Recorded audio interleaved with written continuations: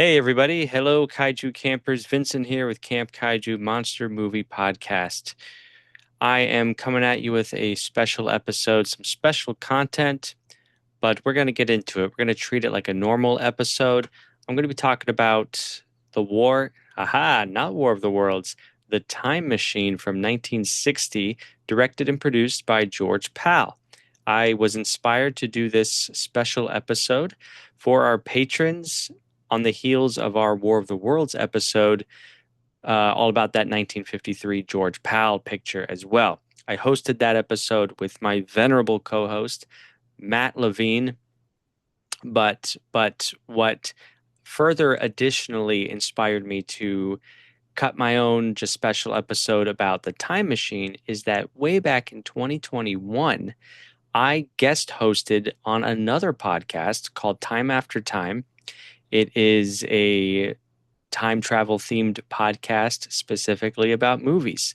And the hosts of that show are friends of mine, Helena and Paige. And they brought me on because I had just started Camp Kaiju. I had been podcasting myself for about a year at that point, and they had me on to talk about not the 1960 Time Machine, but the other big film adaptation from 2002. That movie, whole lot of camp, whole lot of bad. I actually think there's some good in it, but we recorded an episode about that movie that is also included on this special episode right now of Camp Kaiju. So, flash forward 5 years, it's now June 2026. I'm going to release a special episode of Camp Kaiju that includes the full Time After Time original podcast episode that I guested on about 2002's The Time Machine. Thank you, Helena and Paige. And then, in addition to that, I am going to also talk about the 1960 Time Machine, arguably, arguably a more classic film, a more influential film adaptation of H.G. Wells's original novel and subsequent science fiction in the latter half of the 20th century. So let's talk about time. Let's talk about machines. Let's talk about George Pal, Rod Taylor. Let's get into it. Morlocks and Eloy. This is Camp Kaiju. Let's do it as much as a real episode as possible. And as soon as I find my script, we'll go for it. Now, I will mention that this live recording, this will be just raw. This will be live and uncut, but I will edit and polish for the subsequent solo podcast audio episode. Okay, here we go. Hello and welcome to Camp Kaiju Monster Movie Podcast. We're your hosts, Vincent Hannum, and still Vincent Hannum, but Matt is still with us too. And we're talking about all our favorite monster movies, the good, the bad, and the downright campy, and asking if they stand the test of time. Traditional kaiju, creature features, space invaders, the supernatural, and everything in between. All strange beasts welcome here. Now, Camp Kaiju, for this episode, is not sponsored by anybody because while I will be releasing this episode for our patrons as a special exclusive and this live uncut video for our YouTube fans, the wide release of the dedicated podcast episode is TBD. I'm going to bank it. I'm going to keep it for the patrons. And when the day comes for a wide release, maybe it's an off week, maybe I'm on vacation, I'll reach back in the files and pull out this podcast episode for wide release. So that's why I'm not going to include a sponsor for this episode, nor will I dive into this month in monster movie history because honestly, I don't know when that month might be. All right, so reasons for this episode, just talked about that. The collaboration with the Time After Time podcast. I will include a link in the show notes for for their whole podcast. They're not recording new episodes. They haven't been for a few years now. But if you go back into their archives, it's still worth a listen. Not only do they talk time travel movies, but specifically those films with a romantic bent, which you didn't know that there were so many romantic comedy time travel movies or romantic drama movies. It's not just Back to the Future, The Time Machine. It's Kate and Leopold. Remember that one with Hugh Jackman? Yeah, Meg Ryan too.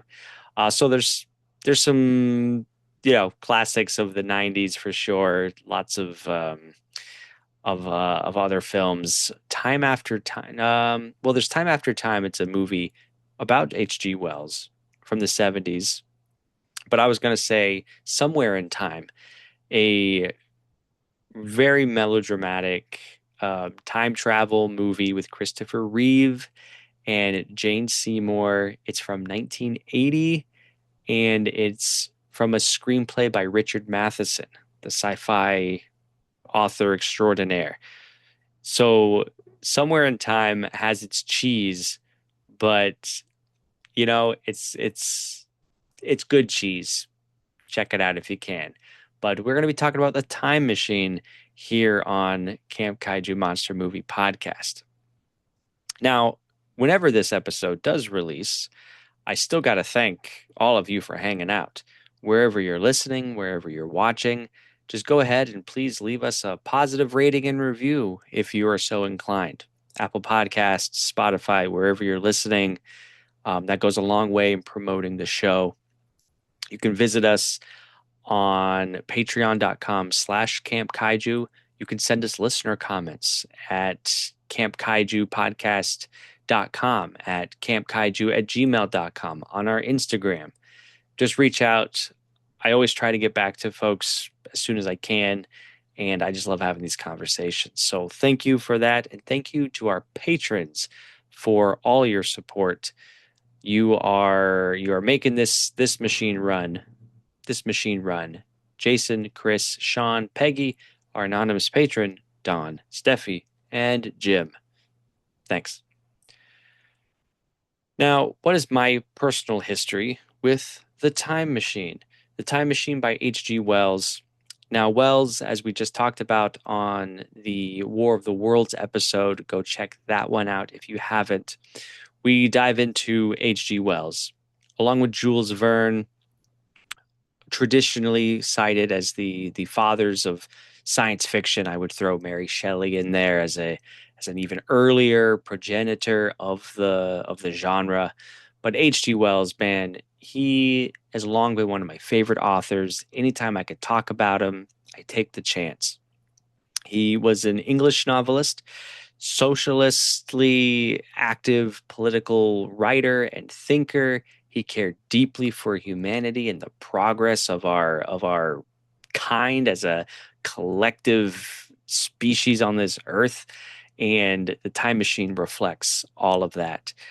Other well-known works of his includes The War of the Worlds, The Invisible Man, yes, The Invisible Man, The Island of Dr. Moreau, and other novels including The Food of the Gods, In the Days of the Comet. Am I forgetting one? I think those are the big ones.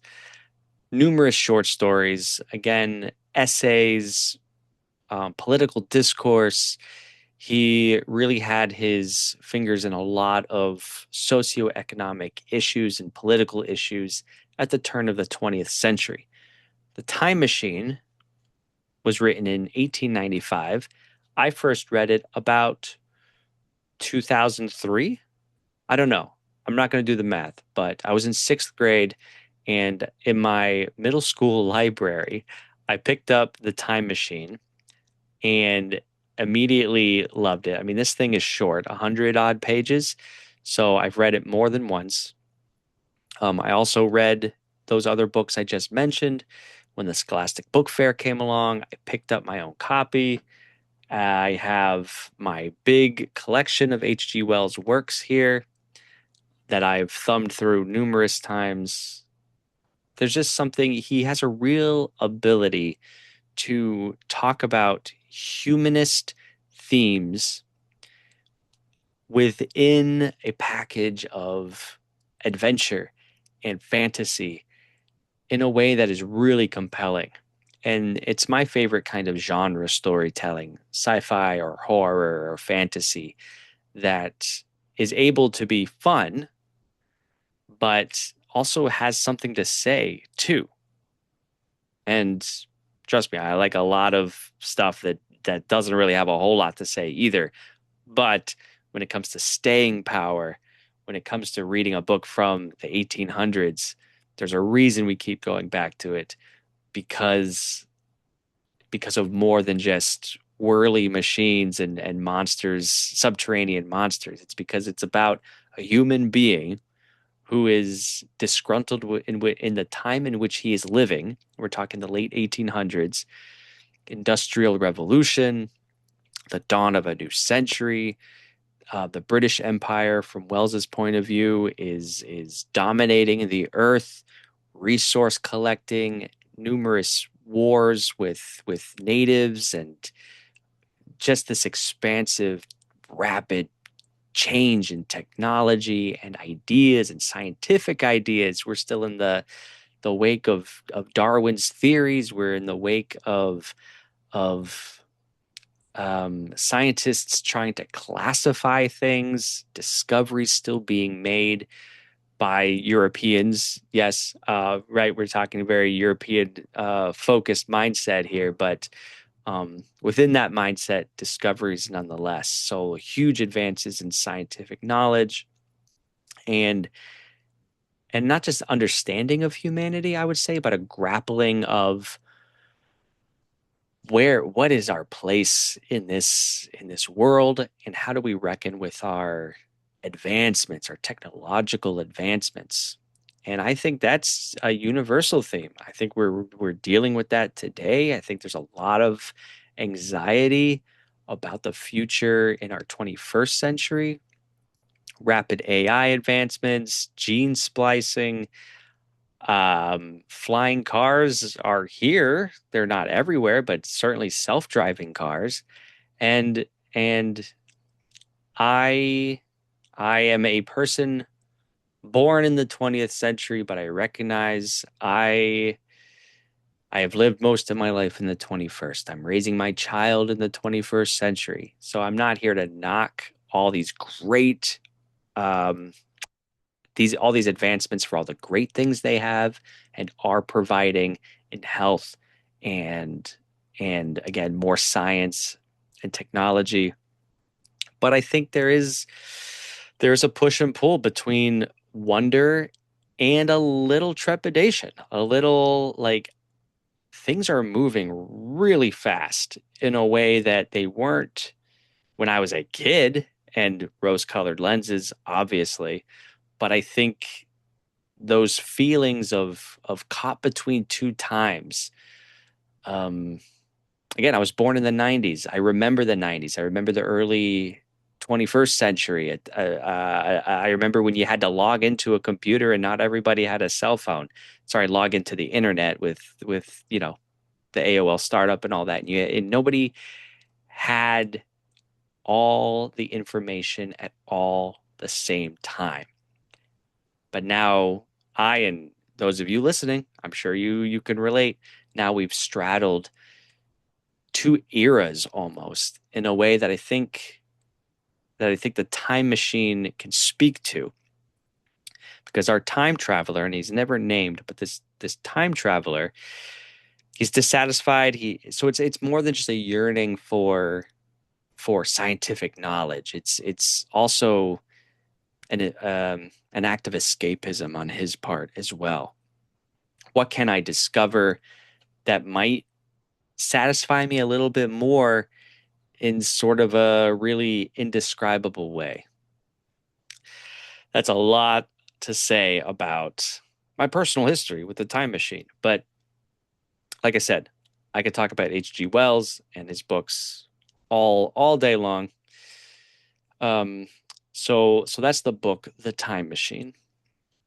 As for the movie, and I'm gonna talk about the 1960 film. The 1960 film I had heard of, I guess, but I hadn't seen until just recently, and I thought it was fun. I thought it was melodramatic, but not in a sappy way. I found it um maybe not as thrilling as my own imagination could have whipped up reading the book. There are some thrills, there's some adventure, some action, and I think what is most standout about this time machine film are the special effects, which I'll talk about in a little bit. Some fun facts, some trivia about what went into the making of those effects and why they do still stand the test of time relative to the rest of the film. All right. How am I doing, everybody? Doing okay? All right. So let me talk about the select crew of the time machine from 1960. It begins and ends with this man, George Pal. George Pal, as we talked about in our War of the Worlds episode, was a Hungarian immigrant and filmmaker. He'd started his career in Hungary in the 1920s. And by 1936, or certainly before World War II, he had emigrated to the United States, to Hollywood.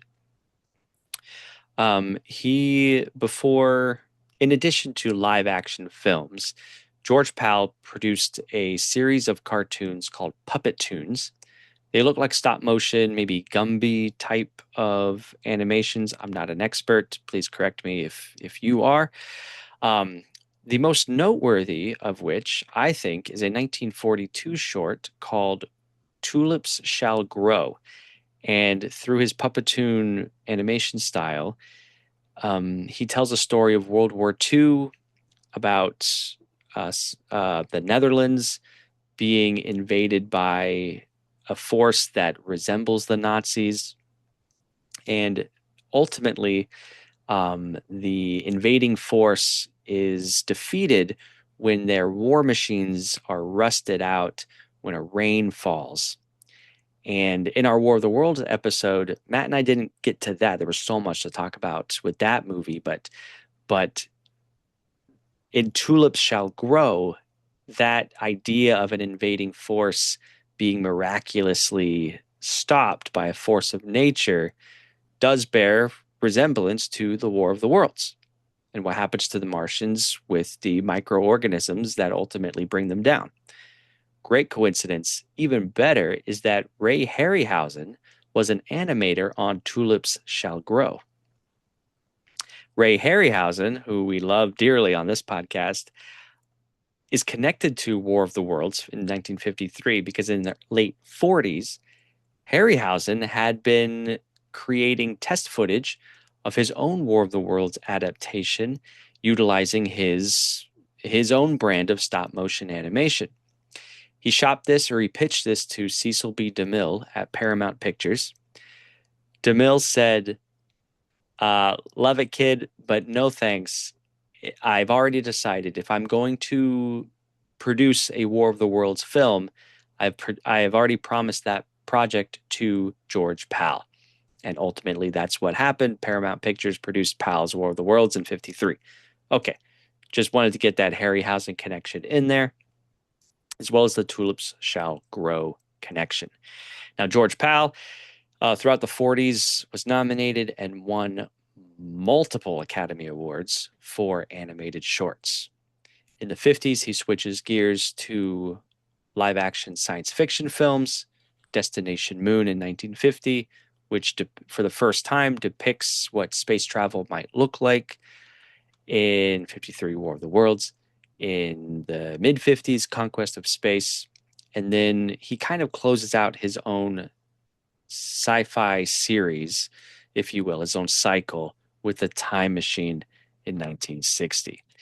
He did direct this film, and where am I going with this? Oh, he directed the film, and the last thing I wanted to say, I know I'm talking about War of the Worlds so much here, but in the previous episode, Matt and I talked about how Christian based that film adaptation is, and how pro-military it is, and how conservative it is, really.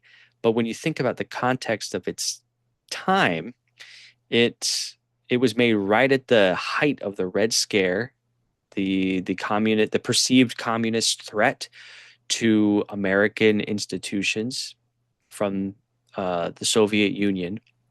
And I was wondering, like, what in George Pal's history and his politics made him so seemingly anti-communist on the screen?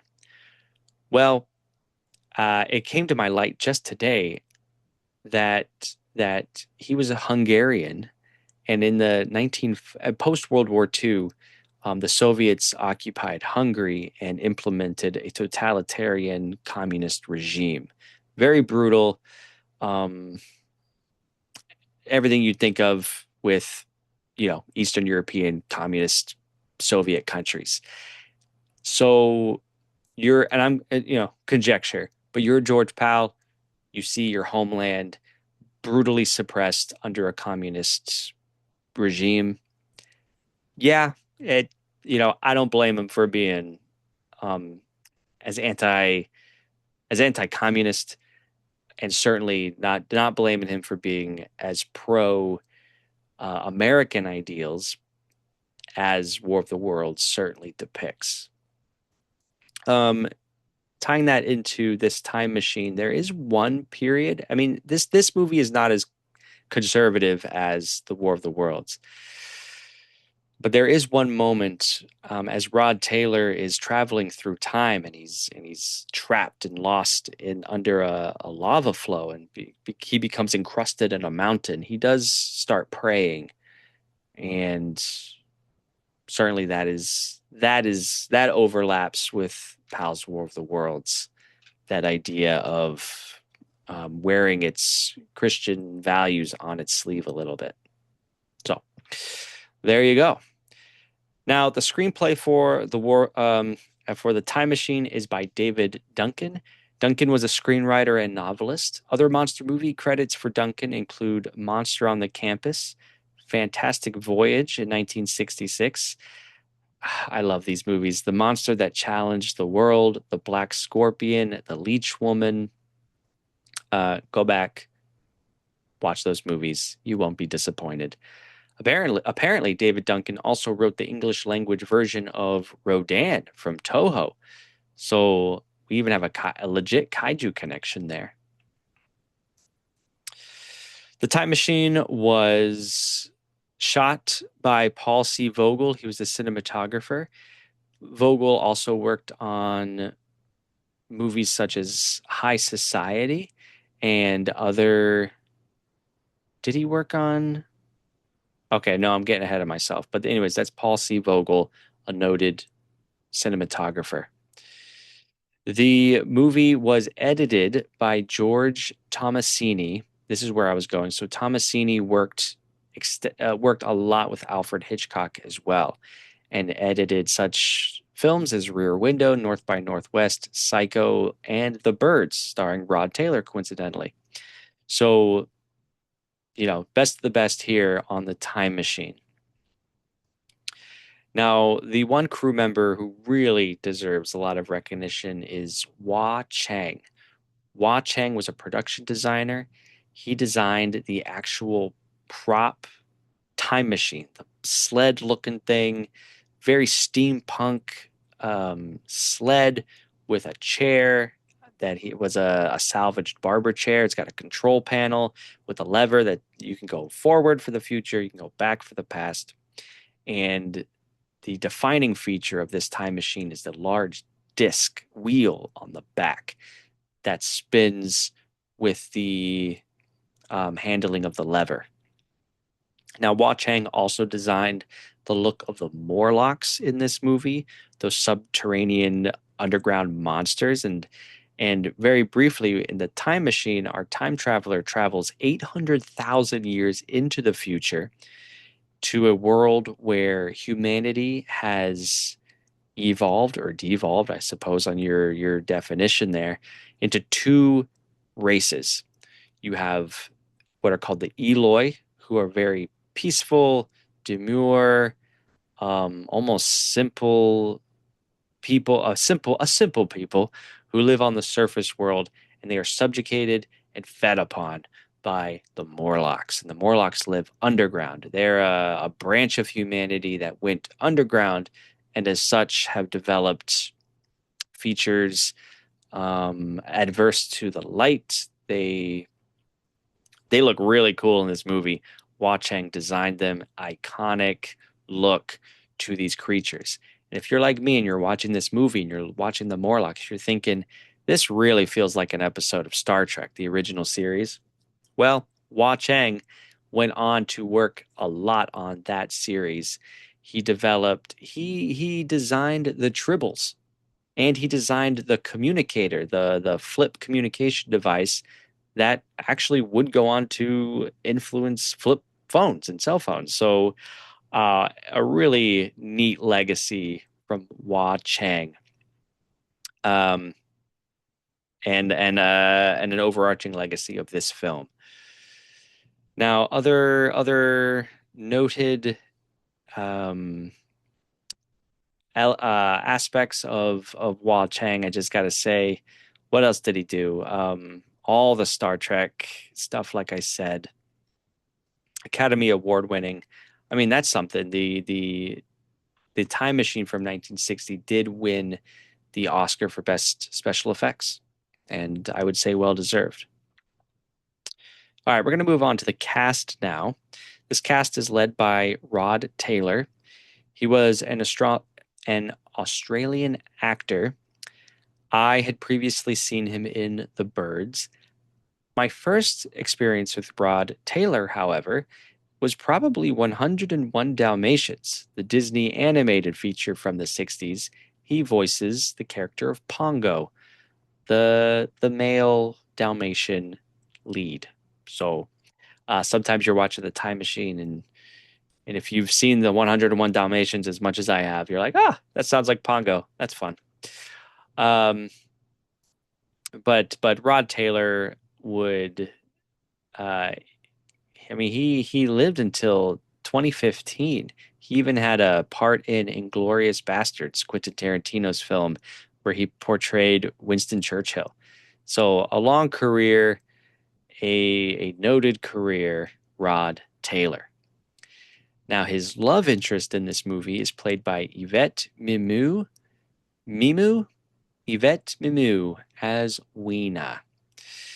Now, Mimu was uh, not an experienced actor. She lied about her age. I think she said she was 18. In reality, she was 17. Well, it kind of comes across. I'm not gonna bash her for doing what she's doing, but maybe she was a little out of her depth. Regardless, she is in this movie as Weena. It should be noted that in the book there is no love interest. Weena is a a character, certainly. Sorry, just look at taking care of something. Sorry, on my phone. Um, but Weena is a character, but not a love interest. We have that love interest again in 2002's film. Look, love it or hate it, it is what it is. Um, I'll get to my specific feelings in a little bit. Um, the third actor I'm just going to mention, his name is Alan Young. He plays two roles. He plays David Philby, who is Rod Taylor's um, best friend. And I do want to know Rod Taylor's character's name is George. And if you know, you know, he's actually playing a fictionalized version of H.G. Wells, H. George Wells. So, anyways, George has a friend. He has a few friends, scientist friends, but his best friend is David Philby, played by Alan Young.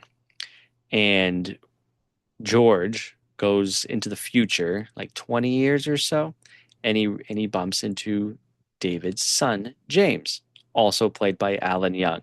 I love casting choices like that. I love storytelling, um, conceits like that.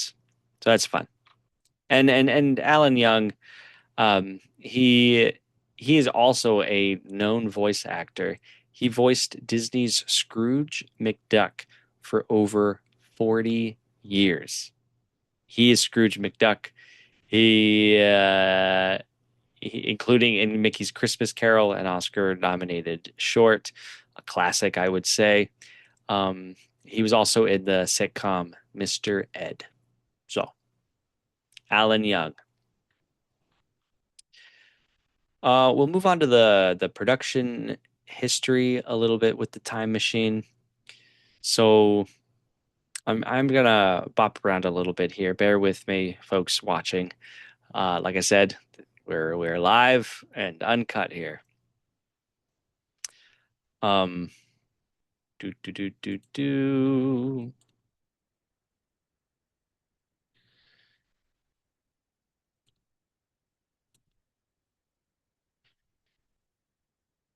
Okay, first of all, George Powell, his first casting choices were actors David Niven or James Mason.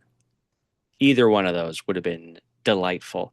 But ultimately, he went with Rod Taylor, who was much younger and gave a more um, action persona to the film. And yeah, that totally works. Rod Taylor gives, I mean, I thought about Harrison Ford more than a few times with his performance. The the filming, this is other, yeah, the filming had a budget of under $1 million, like $600,000 or something. Like it really, even for t like today, that's hardly anything. Even back then, that was hardly anything. This movie was a big production. It was a blockbuster. It was um, co-produced by MGM. It was released by MGM. But George Pal had to reuse and recycle things from props and set pieces from other movies like Forbidden Planet. They couldn't do location shooting, so they whipped up a ton of matte paintings, glorious paintings to depict these other worlds of the future.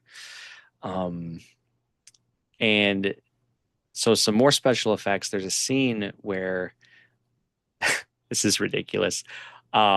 It's 1966, and George is in London, and a nuclear bomb goes off. The war's begun, and this kickstarts a natural chain reaction in which volcanoes start exploding, and lava comes rushing down the streets of London, and it, the lava is made up of oatmeal dyed red. So it's got like that great pulpy consistency, and it was steaming, and it was so you still get the bubbling effect.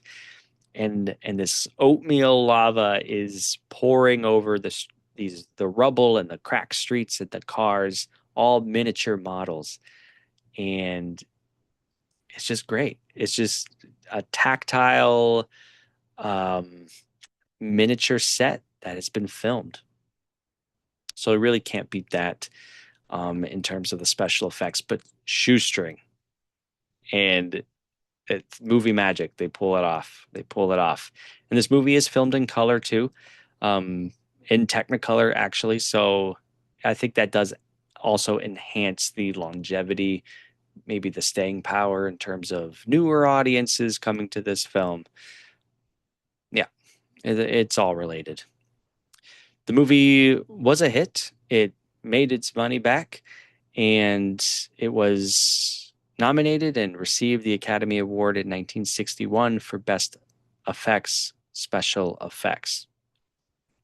The legacy of this film includes a 1993 documentary called Time Machine: The Journey Back. It's great. It's charming. It really goes into the production, the creation, and the history of the time machine prop itself.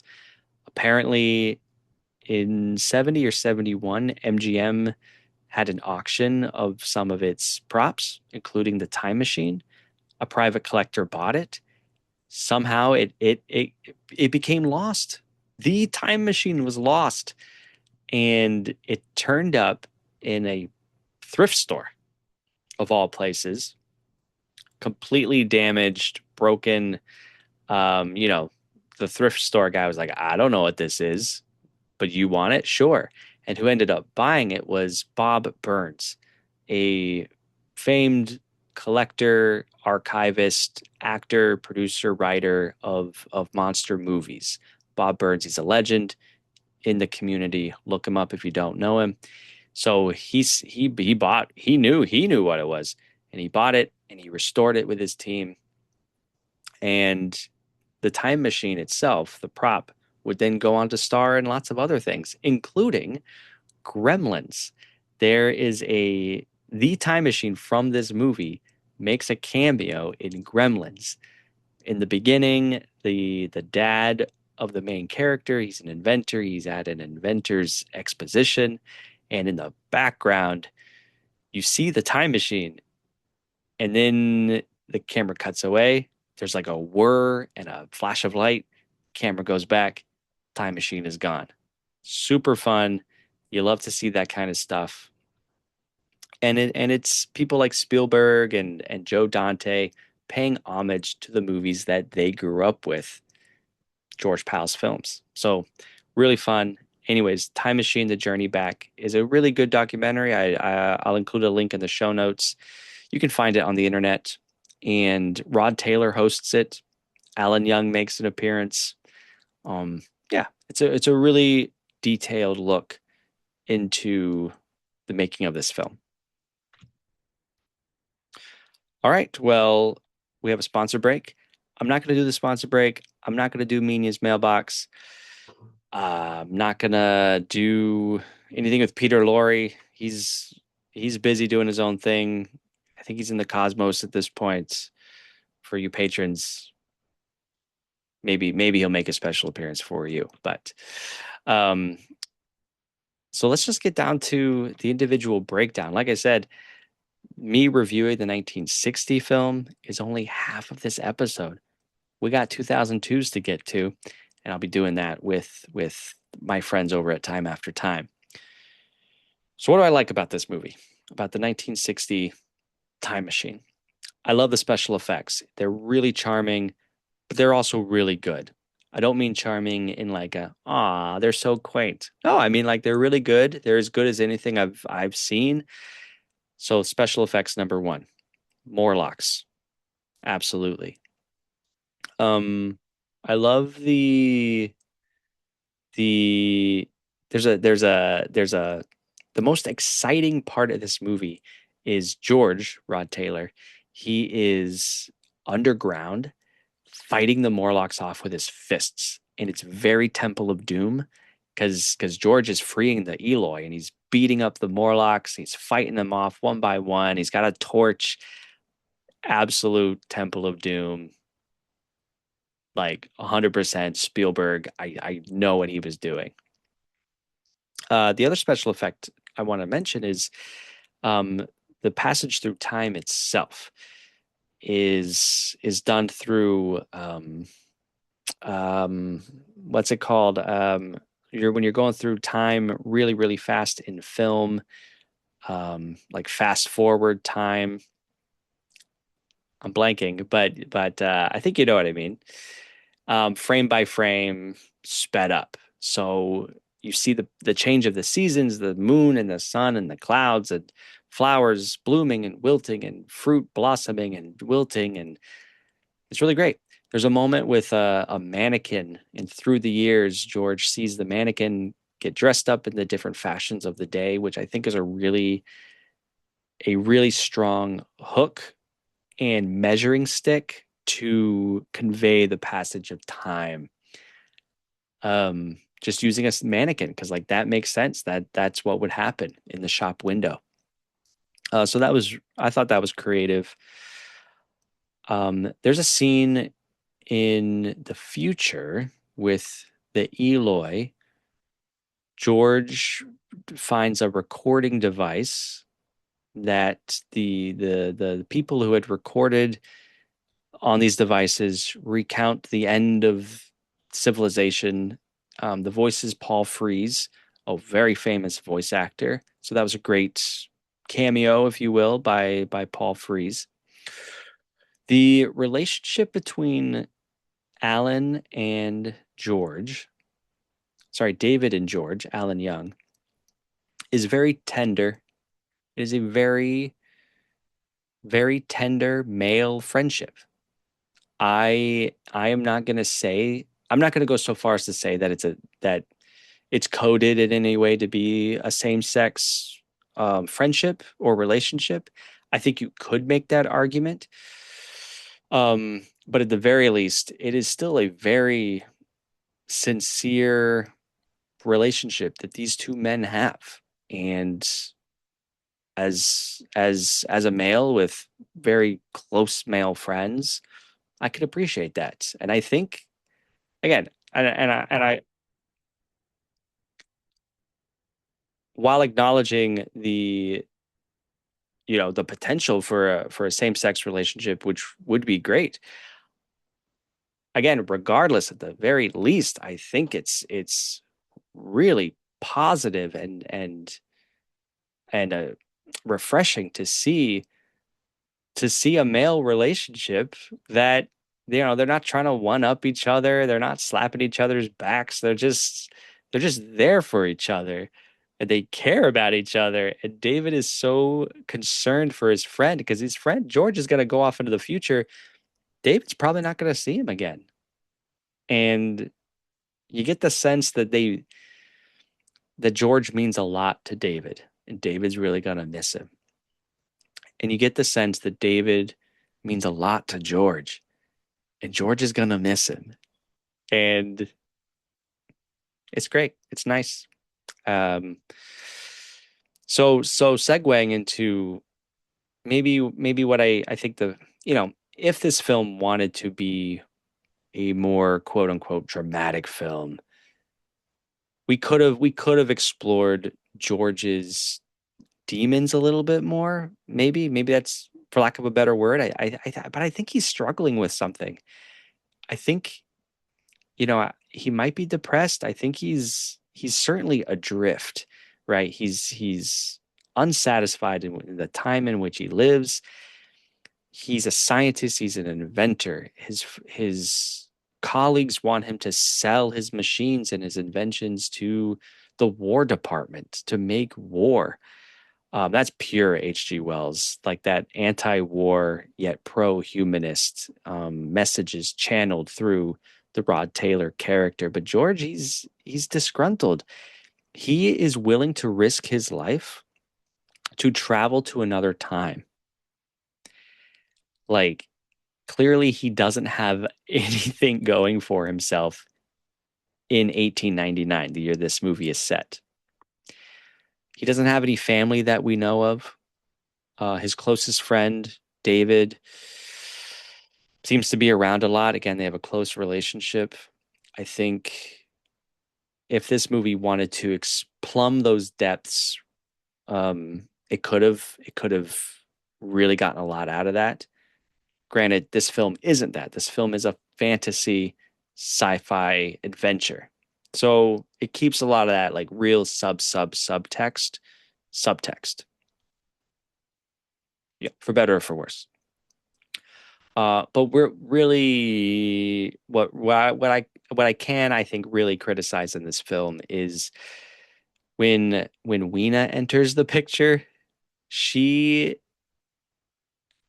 there's a couple of she's miscast first of all because she has no acting experience and it can tell the performance I think really drags the pacing of this film. And it's already kind of a slower paced film, but by the second act, she's like just kind of sleepwalking through these gardens and Rod Taylor's matching her energy and the energy is just really low. Even when her life is threatened by a Morlock at night, she's just like, oh, oops. And it's like, whoa, there is no sense of stakes here. And nobody seems concerned. So I don't really seem concerned. Yeah. Also maybe misdirected with pacing overall.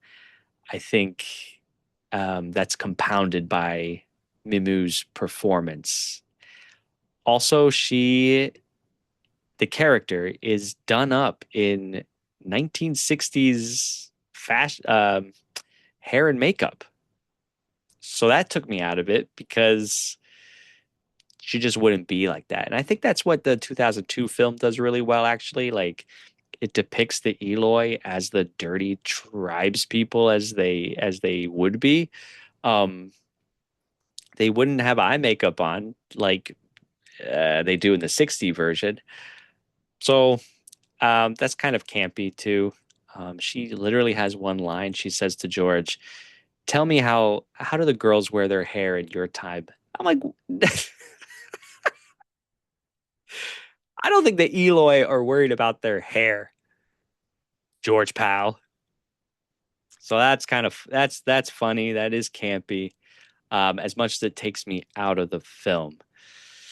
Um, so yeah, I think those are my biggest takeaways: the good, the bad, and the campy. I really do. Upon So my ultimate take is this movie a classic? Does it stand the test of time? Are there some antiquated moments, but it stands the test of time? Are there some dated moments? Um, or do the dated moments outweigh the great things? And, it's fun, but it doesn't stand the test of time, or ultimately it's not worth revisiting and it's not worth your time. I think this movie has a lot of fun things going for it. I think its legacy is valuable to keep in mind. But I think as a film, I don't think it stands the test of time because of that the slow pacing through both the direction and the casting and some of the hokier bits. I think the special effects still stand the test of time, and I think H.G. Wells's messages stand the test of time. So with the movie, what still lingers with me is ultimately H.G. Wells's voice, not George Powell's voice. So you weigh that, but ultimately, I think this is a fun movie, and I think it's a part of sci-fi film history worth checking out. Just be, just put yourself in the right frame of mind, get some popcorn, um, but but just meet it on its own terms, I suppose. Yeah. So, anyways, that's the Time Machine from 1960. Thank you for this special episode, for allowing me to wax a little philosophic on you. I am excited to now turn this portion of the podcast over to Time After Time. We're going to talk about the 2002. You'll hear my voice from 2001. Sorry, 2021. We're all over the space-time continuum here on Camp Kaiju, but for those of you watching on YouTube, thank you for sticking with me. Let me know what you think down below. Please leave a positive comment and rating, and I'll take us out here on our outro. As you know, visit us at patreon.com/Camp Kaiju for additional videos, reviews, and bonus materials like this episode. Get in touch with us. Let me know what you think at campkaiju@gmail.com, campkaijupodcast.com, on Instagram, our voicemail number, the answering machine zone, 612-470-2612. And Camp Kaiju is recorded in Minneapolis, St. Paul, with Menia's Mailbox, music by Ben Cook Feltz. Thank you, friends, and until next time, stay campy.